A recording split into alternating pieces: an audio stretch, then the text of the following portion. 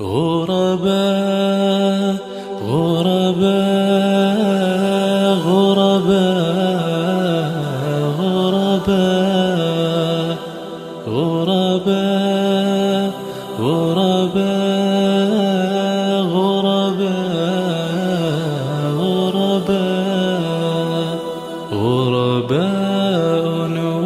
ولغير. خب دوستای عزیز، فامیل دیگه نیازمند است. الحمدلله ما این بارک رمضان خوب میتونیم واسطه این مواد که آرد است و لوبیا است، برنج است و نخود است، البته 5 کیلو خرما است و این شکل قیماق است و شیر و روغن و مواد دیگه است به اینا تسلیم داده شده است.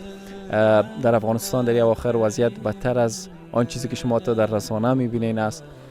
فامیلای زیاد منتظر دستگیری کمک هستند. قمر من حیث یک پل ارتباطی میان شما این خانواده ها است. انشالله واسه شما ما بتونیم که به هزارها فامیل نیازمند کمک و دستگیری کنیم. خاله جان این مواد تسلیم شما شد، انشالله مشکلتان حل میشه.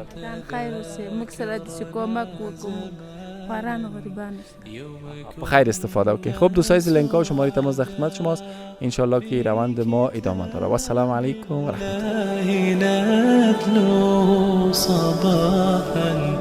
ومساء كم تذاكرنا زمانا يوم كنا سعدا في كتاب الله نتلو صباحا ومساء غربا.